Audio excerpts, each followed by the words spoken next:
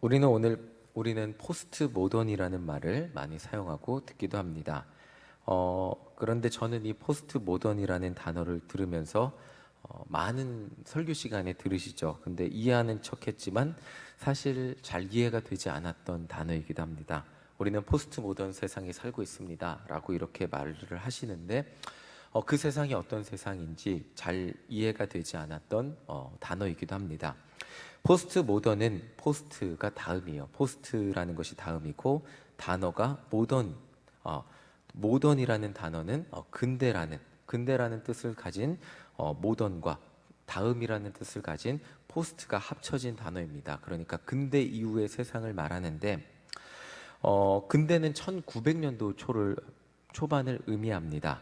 1900년도는 한창 과학적으로 발전했던 시기였고 사람들은 과학적으로 발전하고 막 빌딩이 그때 웃자고 한 얘기인데 뉴욕의 지하철이 있습니다. 뉴욕의 지하철을 저희 뉴욕의 지하철이 너무 더럽다 막 이렇게 얘기를 하는데 뉴욕의 지하철은 우리나라 고종 황제 때 지어졌던 거라고 막 우스갯소리로 이렇게 이야기를 하곤 했습니다. 그렇게 지하철이 생기고 빌딩이 올라가고 과학이 발전하니까 사람들은 과학이라면 뭐든지 할 수 있겠다. 그리고 그 과학을 발전시키는 인간의 이성이라면 세상을 더 나은 곳으로 만들어줄 것이라고 기대를 했습니다. 이 과학이 발전해서 인간이 이 과학을 잘만 쓰면 세상은 정말 멋진 곳이 될 거야 라고 기대를 했는데 1900년도에 두 가지 큰 사건이 발생을 하죠.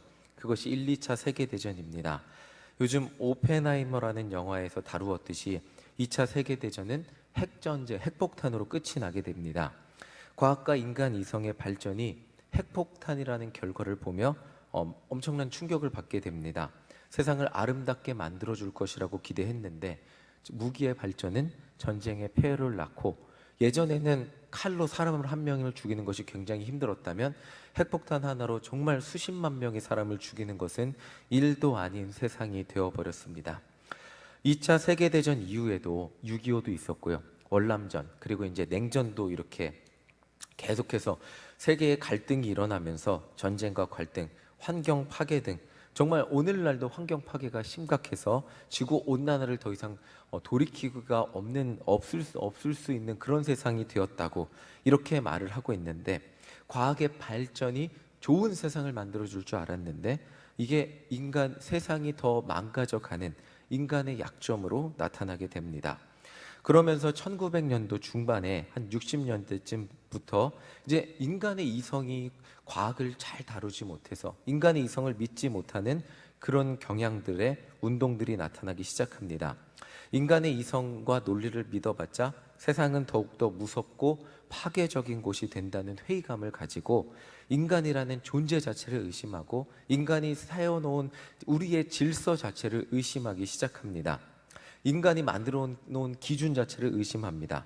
바로 이때부터 서양 사회가 쌓아놓았던 기존 질서인 기독교 중심 사회가 질서가 무너지기 시작했습니다. 과학과 우주의 발전으로 인해 하나님이 하늘에 계실 줄 알았는데 우주를 들여다보니까 우주는 그저 지구 위에 수없이 엄청나게 큰 빈 공간이라는 게 발견이 되었고 그럼 하나님이 어디 계시지? 그렇게 의심이 되는 시점에 성경에선 증명이 되지 않는 수많은 화석들이 발견되면서 기독교의 역사성 자체가 의심을 받기 시작했습니다.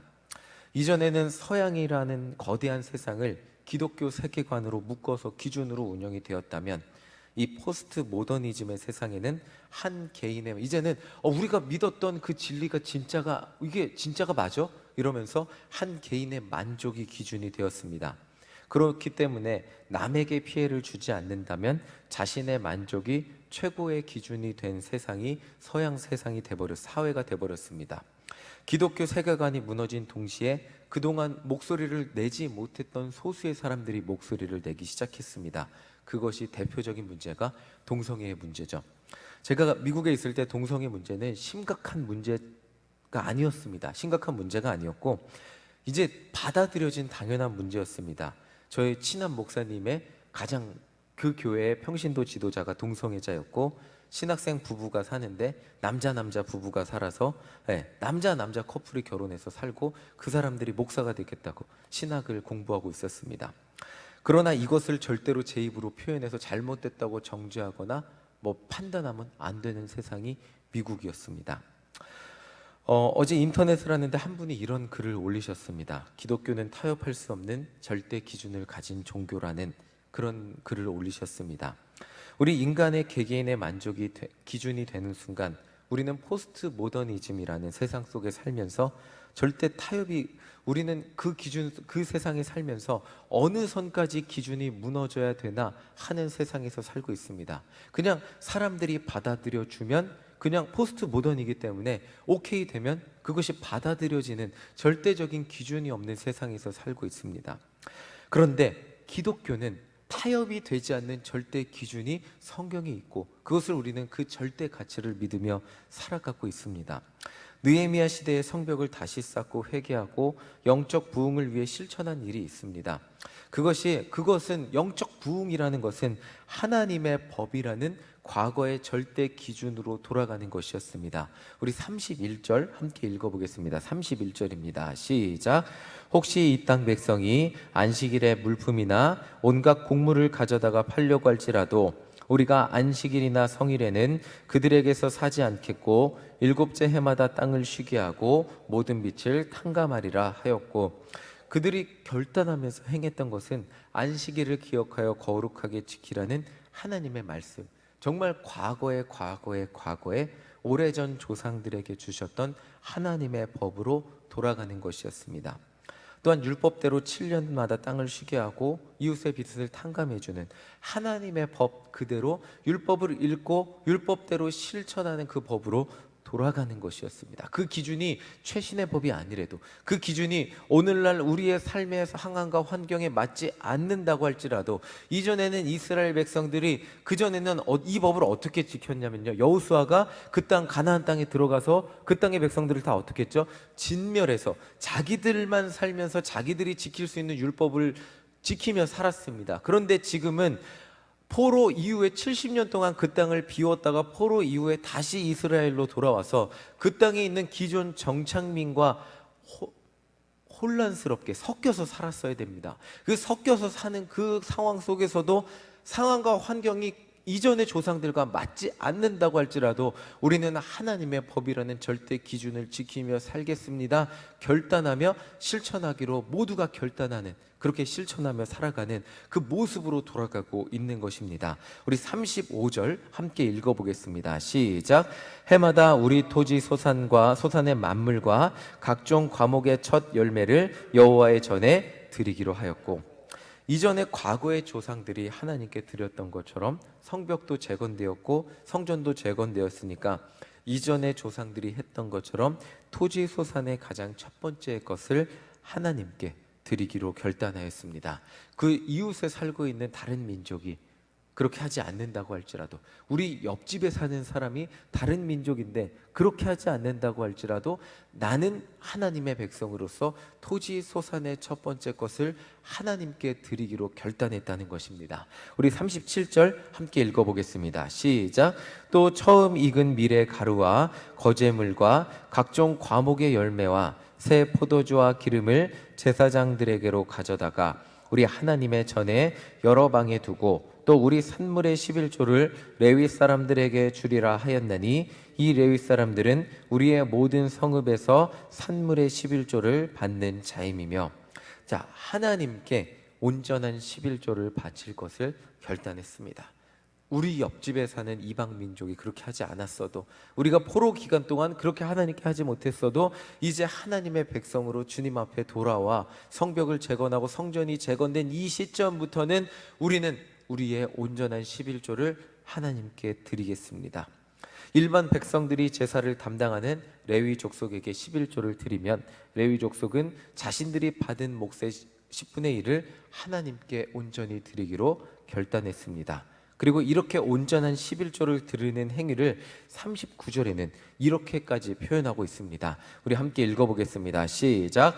곧 이스라엘 자손과 레위 자손이 거제로 드린 곡식과 새 포도주와 기름을 가져다가 성소에 그릇들을 두는 골방, 곧 섬기는 제사장들과 문지기들과 노래하는 자들이 있는 골방에 둘 것이라. 그리하여 우리가 우리 하나님의 전을 버려두지 아니하리라. 자, 온전한 11조를 드리는 이 행위를 39절 마지막에 보면 어떻게 표현하냐면요, 우리가 우리 하나님의 전을 버려두지 않는 행위라고 표현하고 있습니다. 제가 앞서 설명드린 포스트 모던과 같이 유다가 멸망하고 유다 민족이 포로로 잡혀간 70년의 시간, 그리고 포로가 끝난 이후에 돌아온 시간 동안에 무너진 것은 성벽만 무너진 것이 아니었습니다. 나라만 망한 것이 아니었어요. 그 안에 살던 사람들이 지키던 하나님의 법, 그들의 질서죠. 그들의 질서들이 무너졌던 것이었습니다. 느헤미야가 다시 세운 것은 무너진 성벽, 건물만이 아니었습니다. 그리고 느헤미야가 다시 세운 것은 그런 것만이, 그냥 건물들만이 아니었습니다. 조상들이 하나님을 온전히 믿었던 그 기준, 사람들이 살고 있는 그 세상의 기준, 우리 세상을 살려면 어떤 기준이 필요한데 그 절대적 기준이 하나님의 법이 되도록 그 다시 세운 성벽 안에서 사람들이 지키며 살아가야 될 법을 하나님의 법으로 다시 한번 각인시켜 준 것이었습니다. 다시 세운 것이었습니다. 성벽이 필요했던 이유는 예루살렘이라는 성을 멋지게 만들기 위함이 아니었습니다. 예루살렘이라는 성벽이 재건되어야 했던 이유는 그 안에 하나님의 백성이 살기 위함이었고, 그 안에서 하나님의 백성이 이전과 같이 하나님의 백성으로서 살아가며 예배하는 공동체로서 만들기 위함이었습니다. 무너진 성벽을 재건하고 온전히 예배하기 위해서 필요했던 것은 성벽만이 아니고, 지금은 더 이상 지키고 있지 않는 이전의 하나님의 율법들을 온전히 지키는 백성으로 만드는 것이 꼭 필요했습니다. 그리고 성경은 과거 하나님의 법으로 돌아가기로 결단하는 백성들의 모습을 보며 영적 부흥이라고 표현하고 있습니다. 정말 세상은 빠르게 변해가고 있죠. 예전의 기준을 강요하는 어른들을 꼰대라고 놀리고, 이전 어른들의 삶을 이야기해 주는 것을 라떼는 말이야 라고 비꼬는 세상이 되어버렸습니다.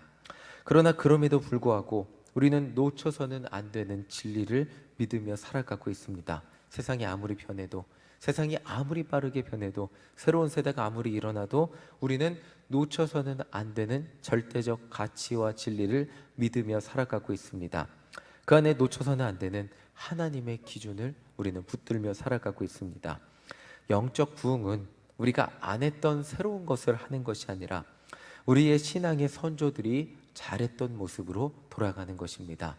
마틴 루터가 자신의 안에 구원의 확신이 없고 자꾸 율법을 지키려고, 하나님의 법을 지키려고 하면 할수록 그 안에 찾아오는 공허함과 두려움 가운데 얻었던 한 가지 구원의 능력은 성경 말씀이었습니다. 오직 의인은 믿음으로 말미암아 살리라 라고 했던 바울의 말씀이 그보다 훨씬 더 천년 이전에 살았던 그 말씀에서 구원의 능력을 찾았을 때, 그때 구원의 확신을 얻을 수 있게 되었습니다. 영적 부흥은 우리가 안 했던 새로운 것을 해서 이루어지는 것이 아니라 우리의 신앙의 선조들이 붙들었던 그 절대적인 기준으로 돌아가는 것을 의미합니다. 세상은 점점 더 물질 중심이 되어버린 세상으로 변해가고 있고, 교회가 이전에는 세상의 중심이었는데 변방으로 밀려가는 세상에서 살고 있습니다. 더욱이 코로나를 겪으면서 예배라는 기준도 온라인이라는 대체자가 생긴 세상에서 살고 있습니다. 그러나 우리는 이러한 세상에서 변해서는 안 될, 놓쳐서는 안 될 진리를 붙들고 살아야 합니다. 그것은 예수님의 십자가라는 절대적인 진리입니다. 그리고 그 절대적인 진리 앞에서 우리를 온전히 하나님을 붙들고 온전히 하나님을 믿으며 살게 해주는 이 자리에서 드리는 예배, 그리고 기도, 말씀의 기준을 내려놓지 않고 사는 것입니다. 물론 이 새벽 시간 거리가 멀어서 본교회 예배를 드리기 위해서 온라인으로 들으시는 분들, 하나님이 너무나 그 동일한 은혜를 주시기를 기대하지만, 그러나 인간의 편의에 의해서 이렇게 우스갯소리로 정말 코로나 때 많은 이야기들이 돌았습니다. 우스갯소리, 예전에는 주일 새벽 예배, 주일 일부 예배를 드리고 가족끼리 놀러 가는 세상이 되었다면, 이제 놀러 가면서 온라인으로 예배 드리는 세상이 도래할 거다라는 막 우스갯소리가 돌았는데, 인간의 편의에 의해서 예배의 장소와 환경과 예배의 모습이 변화돼서는 안 되는 그런 절대적인 진리를 우리는 붙들고 살아야 할 것입니다. 내가 원할 때 내가 편한 장소에서 하는 것 이상의 어떤 절대적인 기준과 가치를 붙들고 사는 것이 교회이고 하나님을 믿는 백성입니다. 우리가 무너뜨려서는 안 될 기준을 가지고 신앙생활을 할 때 우리 안에 너무나 당연하게 찾아오는 것이 영적 부흥일 것입니다. 느헤미야의 백성들이 결단했듯이 이 새벽 시간 이 기도의 자리를 지키는 여러분들 가운데 하나님의 놀라운 은혜가 있기를 간절히 소망합니다. 이 자리에 지키는 것, 예배의 중요성을 알고 기도의 자리를 지키는 것, 하나님께서 영적 부흥의 자리로 우리를 인도해 주셨음을 믿습니다. 정말 이 자리를 지키는, 세상이 아무리 변해도, 아무리 온라인이 좋아져도, 아무리 인간의 편의에 맞춘 수많은 일들이 일어난다 할지라도 예배의 자리를 지키고, 아무리 인간이 정말 인간의 기준에 의해서 성이 재정의가 되고, 미국에는 제3의 성이 이용할 수 있는 화장실이 있다고 해요. 물론 이 영상을 보는 한인 목사님들 아니면 제 미국 친구들이 이해하지 못하겠지만, 만약에 제 얘기를 미국에서 듣는다면 저를 이해하지 못할 수도 있습니다. 이미 그렇게 된 세상에서 목회를 하고 있는 분들, 목사님들조차도 동성애 이 얘기는 예민하고 교단이 둘로 갈라지는 자체의 문제가 되었기 때문에 이해하지 못하겠지만, 저는 절대적인 기준이 있어야 한다고 생각을 합니다. 인간의 성에 있어서 생육하고 번성하지 못하게 하는 인간의 사랑은, 그것은 하나님이 원하지 않는 것이겠죠. 정말 절대적으로 변해서는 안 될 기준과 가치를 다음 세대들에게 알려주고, 정말 그 신앙이 우리의 세상을, 우리의 신앙을 지켜주고 우리 자녀들의 영적 부흥을 일으키는 은혜의 성도님들이 되시기를 간절히 소망합니다. 이 자리를 지키며 기도하는 우리들 가운데 하나님께서 예비하시는 놀라운 영적 부흥의 은혜가 나타나기를 간절히 소망합니다. 아멘. 이 시간 함께 찬양하겠습니다. 찬송가 94장입니다. 찬송가 94장. 주 예수보다 더 귀한 것은 없네. 예수님이라는 변해서는 안 된 그 십자가를 붙들며 오늘도 우리 안에 하나님의 은혜와 부흥의 은혜를 허락하여 주시옵소서. 우리 함께 찬양하고 기도하겠습니다.